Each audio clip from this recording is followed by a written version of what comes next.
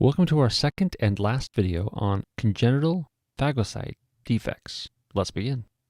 In this lecture, we'll cover leukocyte adhesion deficiency and Chediak-Higashi syndrome. As usual, we will go over the definition, pathophysiology, risk factors, clinical features, diagnosis, and management of leukocyte adhesion deficiency. Leukocyte adhesion deficiency is a primary immunodeficiency disorder characterized by the inability of leukocytes to reach the infection site and kill the invading pathogens. The pathophysiology of this disorder stems from an autosomal recessive defect in the LFA1 or CD18 component of integrins on leukocytes. Among other things, this defect makes neutrophils unable to adhere to blood vessel walls and thus unable to migrate across blood vessel walls to reach the site of infection. This figure illustrates the process by which leukocytes, like neutrophils, travel from within a blood vessel to a site of infection. First, neutrophils, which are represented by these blue circles, undergo margination, which gets them closer to a blood vessel wall. Second, neutrophils begin rolling against a blood vessel wall in order to slow down and allow for adhesion, which sort of attaches a neutrophil to a blood vessel wall. Finally, once attached, neutrophils travel across a blood vessel wall in a process known as transmigration and then reach the site of infection in a process known as chemotaxis. In patients with leukocyte adhesion deficiency, this step cannot occur due to a deficiency in LFA1. This means that neutrophils cannot adhere or migrate across a blood vessel wall, which means they cannot get to the site of infection and kill the offending pathogen. The inability to reach the site of infection is the main reason behind the immunodeficiency caused by this disorder. The primary risk factor for leukocyte adhesion deficiency is a positive family history due to its autosomal recessive inheritance. When it comes to clinical features, most patients with leukocyte adhesion deficiency will suffer from recurrent bacterial infections of skin and mucosa, such as cellulitis, sinusitis, or periodontitis. Common pathogens affecting patients with leukocyte adhesion deficiency include Staphylococcus aureus and Streptococcus pyogenes.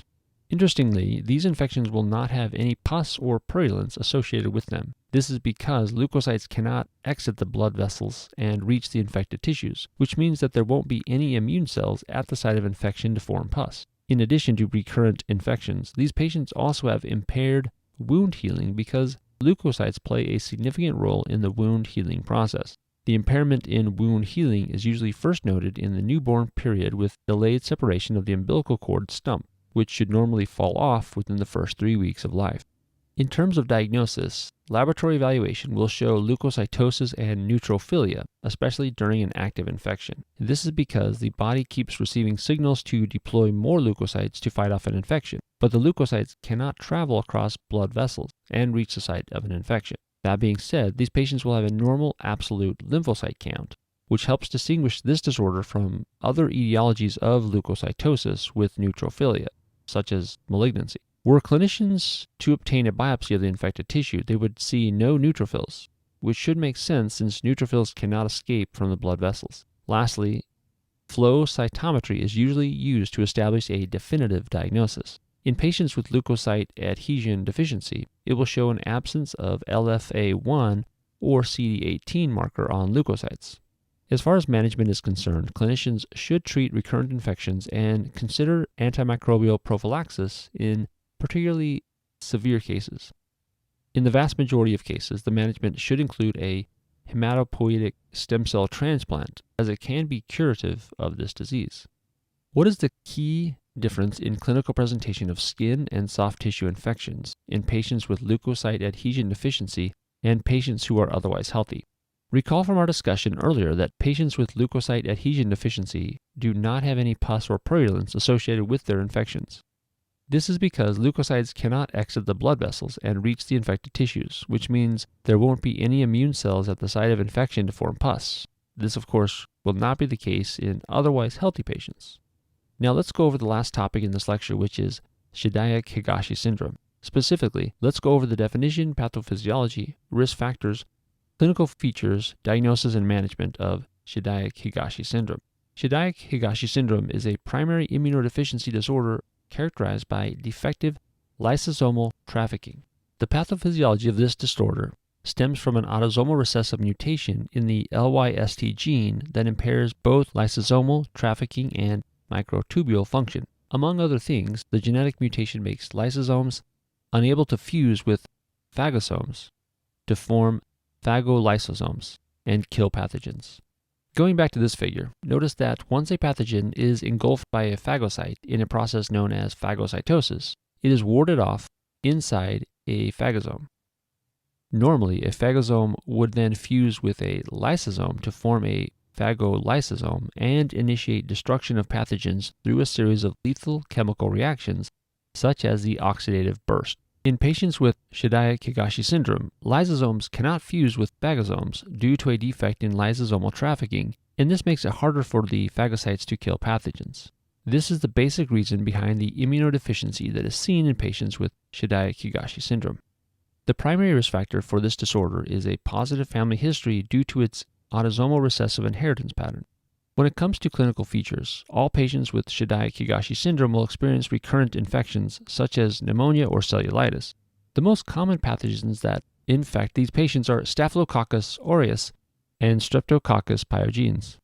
Additional clinical features of Chediak-Higashi syndrome include partial oculocutaneous albinism, peripheral neuropathy, and recurrent episodes of bleeding, for example, epistaxis or bleeding gums.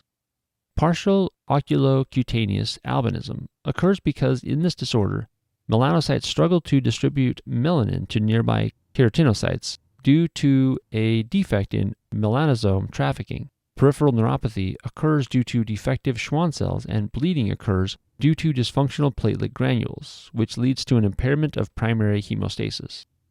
Based on these clinical features, it may seem like there's a lot more to the pathophysiology of Chediak-Higashi syndrome than a problem with lysosomal trafficking, and that is true.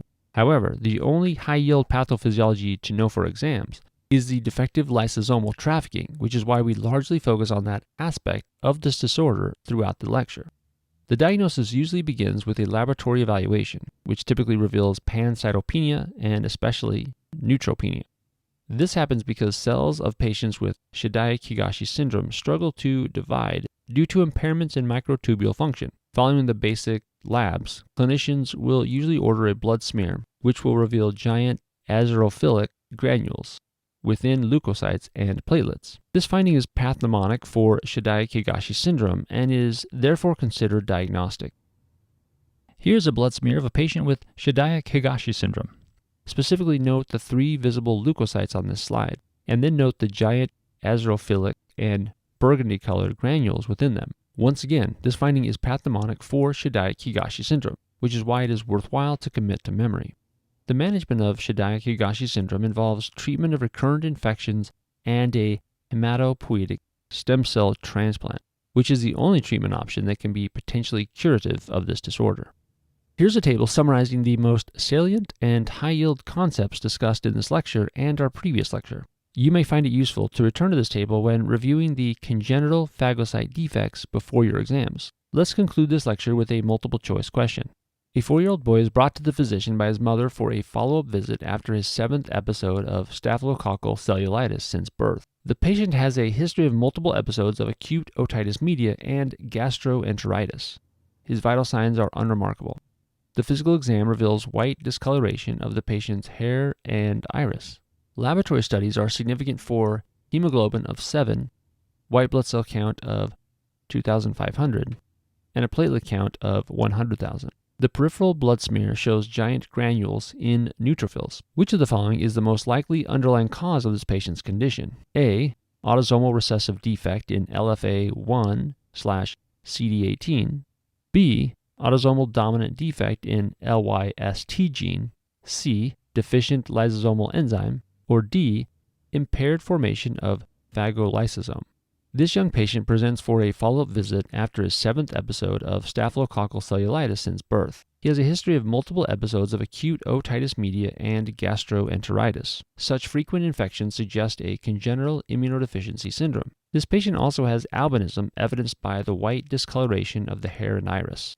Additionally, he has pancytopenia confirmed by low hemoglobin, white blood cell count, and platelet count. The peripheral blood smear shows giant granules in neutrophils. All these features are consistent with Chediak-Higashi syndrome. Chediak-Higashi syndrome is caused by an autosomal recessive defect in the LYST gene, impairing microtubule polymerization and lysosomal trafficking. Functional microtubules are essential for phagolysosome formation. Therefore, the condition is characterized by impaired formation of phagolysosomes. The correct answer is option D. Here is a slide reminding us of the pathophysiology of Chediak-Higashi syndrome. Let's discuss now why other options are incorrect. Option A is incorrect because the autosomal recessive defect in LFA1/CD18 protein causes leukocyte adhesion deficiency, not Chediak-Higashi syndrome. Option B is incorrect because the defect in LYST gene is autosomal recessive rather than autosomal dominant. Finally, the option C is incorrect because deficient lysosomal enzyme causes lysosomal storage diseases rather than Chediak-Higashi syndrome. And that concludes our lecture on leukocyte adhesion deficiency and Chediak-Higashi syndrome.